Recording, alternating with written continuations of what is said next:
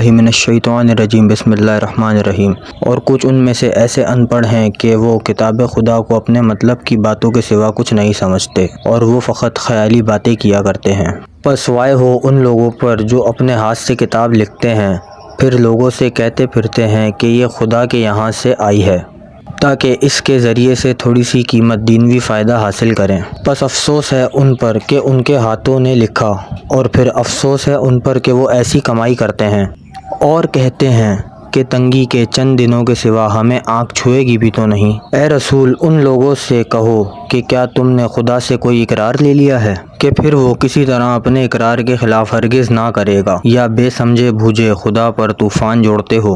ہاں سچ تو یہ ہے کہ جس نے برائی حاصل کی اور اس کے گناہوں نے چاروں طرف سے اسے گھیر لیا ہے، وہی لوگ تو دوزخی ہیں اور وہی تو اس میں ہمیشہ رہیں گے۔ اور جو لوگ ایماندار ہیں اور انہوں نے اچھے کام کیے ہیں وہی لوگ جنتی ہیں کہ ہمیشہ جنت میں رہیں گے۔ اور وہ وقت یاد کرو جب ہم نے بنی اسرائیل سے جو تمہارے بزرگ تھے عہد و پیمان لیا تھا کہ خدا کے سوا کسی کی عبادت نہ کرنا، اور ماں باپ اور قرابت داروں اور یتیموں اور محتاجوں کے ساتھ اچھے سلوک کرنا، اور لوگوں کے ساتھ اچھی طرح نرمی سے باتیں کرنا، اور برابر نماز پڑھنا اور زکوٰۃ دینا۔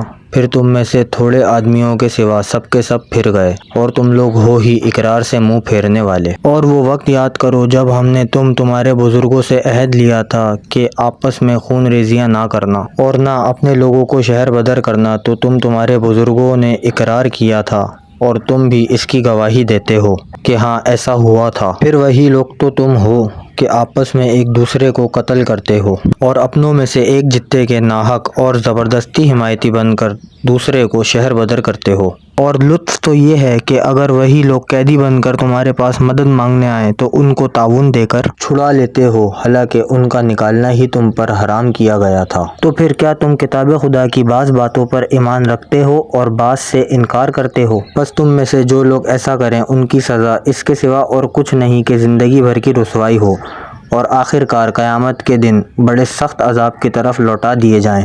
اور جو کچھ تم لوگ کرتے ہو خدا اس سے غافل نہیں ہے۔ یہی وہ لوگ ہیں جنہوں نے آخرت کے بدلے دنیا کی زندگی خرید کی، بس نہ ان کے عذاب ہی میں تخفیف کی جائے گی اور نہ وہ لوگ کسی طرح کی مدد دیے جائیں گے۔